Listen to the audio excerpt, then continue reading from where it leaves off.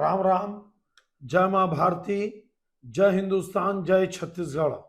आप सभी का मेरे YouTube चैनल सत्य साक्षात्कार मुरारी मिश्रा में हार्दिक अभिनंदन एवं स्वागत है। आप सबसे मैं निवेदन करूंगा कि अब आप सब मेरे चैनल से अभी तक अगर नहीं जुड़े हैं तो राजनीतिक विशेषज्ञों को लेकर, आकलन को लेकर आप कृपया मेरे चैनल को सब्सक्राइब कर लीजिए और अगर अच्छा लगता हो तो हिंदुस्तान और छत्तीसगढ़ के सभी व्हाट्सएप ग्रुप में शेयर करिए। आज रक्षाबंधन है, पवित्र त्योहार है हम सब सनातनियों के लिए। मैं सभी देशवासियों को, खासकर देश के समस्त बहनों को मैं इस रक्षाबंधन त्योहार की बहुत बहुत बधाई एवं शुभकामनाएं देना चाहता हूं। आज अपने इस आकलन और विश्लेषण के माध्यम से 2 बार के भिलाई के विधायक श्री देवेंद्र यादव की गिरफ्तारी और उसके बाद कांग्रेस में जबरदस्त जो उठापटक चल रहा है उसका आकलन और विश्लेषण करने का प्रयास करते हैं। पहले यह समझते हैं कि देवेंद्र यादव की गिरफ्तारी क्यों हुई है। आप सबको पता है, सिर्फ छत्तीसगढ़ ही नहीं पूरे हिंदुस्तान में एक अपराध का इतना बड़ा नंगा नाच हुआ, विभत्स कांड हुआ, जिसमें छत्तीसगढ़ के बलौदाबाजार जिले के कलेक्ट्रेट को फूंक दिया गया, करीब करीब 20-25 कारें जला दी गई, 70-80 मोटरसाइकिल, दुकानों में तोड़फोड़ हुए और ना जाने कितनी संविधान के प्रतीकों को जलाया गया, पैरों तले रौंदा गया। करीब करीब बताते हैं कि 18-20 करोड़ की संपत्ति का नुकसान हुआ और उसी केस में देवेंद्र यादव की संलिप्तता और उनके खिलाफ जो 20 धाराएं लगी हैं, ये देखिए क्रिमिनल एक्टिविटीज है, ये कोई राजनीतिक आंदोलन नहीं था। ध्यान रखना, वो जो 10 जून का आंदोलन था वो सतनामी समाज का आंदोलन था। उस आंदोलन में शुरू से देवेंद्र यादव कटघरे में थे, क्योंकि एक समाज के आंदोलन में बलौदाबाजार से करीब करीब 200 किलोमीटर दूर भिलाई का विधायक वहां पे क्यों आता है, जबकि वो सतनामी समाज का व्यक्ति नहीं था। और उसकी उपस्थिति को लेकर उसी दिन समाज के कई लोगों ने रोष व्यक्त किया, नाराजगी जाहिर की और उसी समय मान लिया गया कि इसमें क्या देवेंद्र यादव का षड्यंत्र शामिल है। जो आगजनी हुई, जिसमें भिलाई के लोग काफी संख्या में शामिल हुए, छत्तीसगढ़ के कोने कोने से गिरफ्तारी हुई, लोगों के बयान दर्ज हुए, 180-185 लोग अभी तक गिरफ्तार हो चुके हैं। अब देखिए आप, आपराधिक ऐसी धारा है देवेंद्र यादव के खिलाफ, अगर पुलिस इसको साबित कर दी न्यायालय में तो याद रखिए आप, देवेंद्र यादव का राजनीतिक करियर खत्म हो चुका है। यह मैं दावे के साथ आपको बोलता हूं। उसके पहले एक लाइन याद रखना कि इन सब धाराओं में देवेंद्र यादव की संलिप्तता को कोर्ट में बलौदाबाजार पुलिस को साबित करना पड़ेगा। क्या धारा है देखिए आप, 120B आपराधिक षड्यंत्र, 307 मतलब हमला करना और अधमरा कर देना, 307, और उसके बाद 109, 147, 148, 149, 186, 353, 332, 333, 435, 436, 341, 427 भारतीय दंड संहिता 3-4 सार्वजनिक संपत्ति क्षति निवारण अधिनियम 1964। मैं एक LLB का स्टूडेंट हूं, इंजीनियर होने के साथ साथ LLB किया हुआ आदमी हूं, ठीक है, वकालत नहीं करता। ये इतनी गंभीर धाराएं हैं जिसमें बलवा, दंगा, हत्या का प्रयास करना, हत्या की कोशिश से मारना, शासकीय कार्य में बाधा, आपका लोक सेवा को मारना, पीटना, एक दूसरे के जाति में वैमनस्य पैदा करना, धर्म संप्रदाय को लेकर षड्यंत्र रचना, न जाने कितने गंभीर अपराध। अगर ये सब अपराध साबित हो गए तो मान के चलिए कि देवेंद्र यादव बहुत बुरी तरह से उनका राजनीतिक जीवन का अंत होगा। वैसे भी जानने वाले भिलाई के लोग जानते हैं कि इनका जो मूल निवास है वो यूपी बिहार है, और इसके भाई और इसके परिवार के लोग शुरू से शराब और क्या क्या दुनिया भर के ठेके से जुड़े रहे। इनके ऊपर महादेव सट्टा का भी आरोप है। हालांकि आरोप भारतीय जनता पार्टी के एक एमएलए के ऊपर भी लग रहा है जो भिलाई क्षेत्र से ही आते हैं। अभी तो जांच का विषय है, लेकिन आप मान के चलिए कि जब से महादेव सट्टा है, जिसमें आज भी लगभग 200 करोड़ रुपया का खेल चल रहा है, हजारों 4-5 हजार करोड़ की संपत्ति दुबई में बैठे लोग, ये महादेव सट्टा ऐप जब से चल रहा है तब से नेताओं और अधिकारियों की झोली इतनी भर गई, इतने पैसे वाले ये बन गए। सब जांच में धीरे धीरे आएगा। और उसके बाद 17 अगस्त को इसी 20 धाराओं के तहत देवेंद्र यादव की गिरफ्तारी होती है। 15-20 इसके कार्यकर्ता हो सकता है वो भी शराब के ठेके से जुड़े हों, ये तो पुलिस के जांच में आएगा। भारी उत्पात मचाते हैं आपके बलौदा बाजार में, रायपुर की जेल में, पता नहीं उसमें एफआईआर कब होगा। होना चाहिए।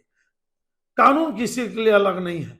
अगर आप शासकीय कार्य में बाधा करते हैं, पुलिस को उसकी कार्रवाई करने के लिए धमकाते हैं, बलौदा बाजार के प्रहरी को बंदूक तानना पड़ गया, मतलब कितने सारे गुंडे पहुंच चुके थे।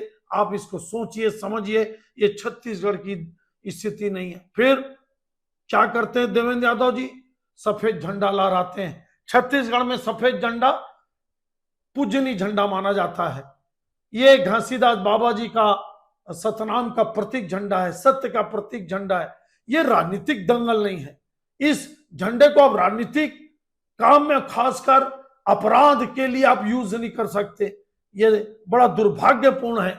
पता नहीं इन कांग्रेस के कथा कथित नेताओं को क्या हो गया, जब देखो तब संविधान लहराते रहते। उनको ना एक लाइन पढ़े, ना उसकी कितने पन्ने याद हैं, ना उनके अनुच्छेद याद है, ना संविधान की आत्मा याद है, ना इनको प्रस्ताव, किसी को कुछ नहीं।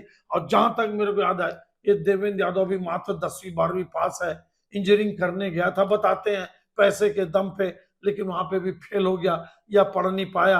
अब पत्राचार के माध्यम से कौन कितनी डिग्री लेता है मैं नहीं जानता, लेकिन जितना मेरे को पता है कि ज्यादातर लोग, ये देखा जाता है, अनपढ़ अंगूठा छाप। ये पता नहीं ये क्यों जबरदस्ती गर्मी में भी टाई पहन लेते हैं। जबकि टाई पहनने का काम तो जब ठंड लगती है, खासकर यूरोपीय देशों में, तब आदमी टाई पहनता है अपने आप को, ताकि ठंडी हवा गला के अंदर मच जाए, शरीर में मच जाए। अब यहाँ तो गर्मी में भी लोग टाई पहन लेते हैं। बड़ा दिवालियापन है दिमाग का। और आप संविधान लहराते हो। संविधान एक कानून की पुस्तक है, वो लहराने की चीज नहीं है। उसको पढ़ना चाहिए, उसको समझना चाहिए कि आपके कर्तव्य क्या है, आपके नियम क्या है। आप देश के एक नागरिक हैं, तो देश में देश में रहने के लिए, जीने के लिए नहीं, रहने के लिए आपको किन किन कानूनों के साथ चलता है। एक तरफ आपको 20 धाराओं में आपको जेल भेजा जाता है, दूसरी तरफ आप संविधान लहराते हैं। वही संविधान तो आपको जेल भेज रहा है। प्राइम मिनिस्टर को लाठी मारने की बात करने वाले देवेंद्र यादव, आज देखिए संविधान ने इनको लाठी मारी और इसी संविधान ने जेल भेज दिया। बड़ा दुर्भाग्य। राजनीति क्या हो रही देखिए। अमितेश शुक्ला जी, शुक्ल परिवार के वारिस, खुलेआम अपराधियों को लेकर बोल रहे हैं कि 5 साल अपराधियों को लेकर चले भूपेश जी। और देखिए आप, कोयला घोटाला, महादेव सट्टा, शराब घोटाला, चावल घोटाला, पुलिस के रक्षा का जैकेट घोटाला, पीएससी घोटाला, गोठान घोटाला, गोबर घोटाला। अरे राम रे राम, बाप रे बाप, लूट लूट लूट का खेल हुआ। जिस तरह से पेपर में आ रहा है, लगता है राहुल गांधी जी और प्रियंका जी ने भूपेश बघेल को छत्तीसगढ़ को लूटने के लिए मुख्यमंत्री बनाया हो, और इतने शिकायतों के बाद भी उनको नहीं हटाए। और उसके बाद सौरभ द्विवेदी जैसे महान पत्रकार जब ये पूछते हैं कि ये सोनवानी कौन है, तो एक प्रदेश का मुख्यमंत्री, सोनवानी कौन है, सोनवानी कौन है? प्रदेश का मुख्यमंत्री की एक्टिंग तो देखो आप, भूपेश बघेल की एक्टिंग देखो आप। चीफ मिनिस्टर नियुक्ति करता है पीएससी के चेयरमैन को, और सौरभ द्विवेदी जी जब पूछते हैं तो ये सोनवानी कौन है, सोनवानी कौन है? ये क्या नौटंकी, लूट का खेल। छत्तीसगढ़ के सब इंस्पेक्टरों की भर्ती भ्रष्टाचार के कारण रुक गई। पीएससी घोटाला घोटाला घोटाला, लूट लूट, चोरी चोरी, डकैती डकैती, कितने सारे आईएएस आईपीएस आज जेल में सड़ रहे हैं 2-2 3-3 साल से। इसलिए अमितेश शुक्ला ने कहा कि पिछले 5 साल की सरकार अपराधियों की सरकार थी, जिसका पूरी तरह से आशीर्वाद राहुल गांधी और सोनिया गांधी को मिला हुआ था। कांग्रेस दो फाड़ में बटी हुई है। देवेंद्र यादव के पक्ष में वही महादेव सट्टा, कोयला घोटाला, शराब घोटाला, पीएससी घोटाला में जिनका हाथ माना जाता, हाथ क्या, उन्हीं के सरपरिस्थिति में सरकार चली जिसमें घोटाला हुए। भूपेश बघेल जी खुल के देवेंद्र यादव के पक्ष में खड़े हैं। वहीं पर चरणदास महंत, अमितेश शुक्ला, धनेन्द्र साहू जैसे लोग भूपेश बघेल के दूसरे पक्ष में खड़े हैं। चरणदास महंत जी का बयान कि हम इसलिए हारे क्योंकि हम लोगों में आपस में लड़ाई थी, एक होकर हम नहीं लड़े। लड़ाई किसके खिलाफ थी? कांग्रेस गुटों में क्यों बटा था? ये भूपेश बघेल की राजनीति के कारण। भूपेश बघेल इतनी भयंकर राजनीति की कांग्रेस की राजनीति नहीं थी। ये भूपेश कांग्रेस की सरकार नहीं थी, भूपेश बघेल की सरकार थी। लेकिन कांग्रेसी नेता इतने कमजोर हैं, इतने दबे हैं, इतने वो अलोकप्रिय हो चुके हैं कि वो खुल के हमला नहीं कर पा रहे हैं। और बाकी देखिए आप कैसे सचिन पायलट जी 20-25 एमएलए को लेकर राजस्थान से हरियाणा पहुंच गए और दमदारी से अपनी बात रखे। कांग्रेस के नेताओं में इतनी भी दम नहीं है कि भ्रष्टाचार, चोरी और डकैती और इस तरह के अपराध के खिलाफ वो पहले बोल पाते, अब तो जरूर बोल रहे हैं। और लोकसभा में भी देखिए आप, देवेंद्र यादव भिलाई के आदमी को बिलासपुर से टिकट दिया गया, जबकि क्या बिलासपुर में नेताओं की कमी थी? कुल मिलाकर कांग्रेस दो फाड़ हो चुकी है। एक तरफ देवेंद्र यादव, भूपेश बघेल जैसे लोग जो छत्तीसगढ़ को इनको माना जाता है कि इन लोगों ने गांव गांव शराब बिचवाया, शराब के पैसे कटमनी खाया, कोयले में कटमनी खाया, शराब, महादेव सट्टा, ना जाने कितने घोटाले। एक तरफ भूपेश बघेल और देवेंद्र यादव लोग कांग्रेस में, दूसरी तरफ अमितेश शुक्ला, चरणदास महंत, अब दीपक बैज भी आ गया, धनेन्द्र साहू, टीएस बाबा, ऐसे लोग खड़े हैं। कुल मिलाकर मेरे को लगता है कि राहुल और सोनिया अगर इसी तरह से अपराधियों को और क्रिमिनल को अपने साथ लेकर चलेंगे तो दूर नहीं। जिस तरह से उत्तर प्रदेश, बिहार, कई राज्यों में कांग्रेस साफ हो गई, छत्तीसगढ़ में भी कांग्रेस साफ होगी। और निश्चित रूप से मान के चलिए, ये जो बातें मैं बोला, ये सब की जांच चल रही है। इसी आधार पर कोयले में एफआईआर है, आपका महादेव सट्टा में एफआईआर है, पीएससी घोटाले में एफआईआर है, लोग जेल में है, लगातार कार्रवाई चल रही है। अब ये सब भूपेश के सरकार ने किया, भूपेश ने किया, भूपेश की सरकार की सरपरस्ती में हुआ। कुल मिलाकर कांग्रेस के दुर्दिन चालू हो गए हैं। लेकिन मेरा इतना ही कहना है कि अपराधी अपराधी होते हैं। देवेंद्र यादव अपराधी बनकर जेल में गया, एक कोई राजनीतिक आंदोलन नहीं था। सतनामियों की आंदोलन में देवेंद्र यादव का कोई काम नहीं था। और सतनामी लोगों का यह बयान है कि देवेंद्र यादव बिन बुलाए आए थे, तो निश्चित रूप से प्रश्न खड़े होते हैं। अब पुलिस को यह साबित करना पड़ेगा कोर्ट में कि जो 20 धाराएं लगी हैं, ये निश्चित रूप से इन सब में दोषी देवेंद्र यादव को साबित करना पड़ेगा, तभी पुलिस का एक बाल बुलंद होगा। नहीं तो राजनीतिक फायदा देवेंद्र यादव को मिलेगा, ये मान के चलिए। लेकिन मेरे को जहां तक लगता है, ये बहुत बड़ा क्रिमिनल एक्टिविटीज था। 10 जून की घटना बलौदाबाजार का, इसमें कोई नहीं बचेगा। और मेरे को लगता है कि पुख्ता प्रमाण के तहत ही पुलिस देवेंद्र यादव को गिरफ्तार करी। नहीं तो 35 विधायक हैं, बाकी को क्यों नहीं गिरफ्तार करी, सिर्फ देवेंद्र यादव को क्यों गिरफ्तार करी, इसको भी आप सबको समझना चाहिए। कांग्रेस अपने दुर्दिन, अपने 5 साल के पाप को लेकर चलेगी।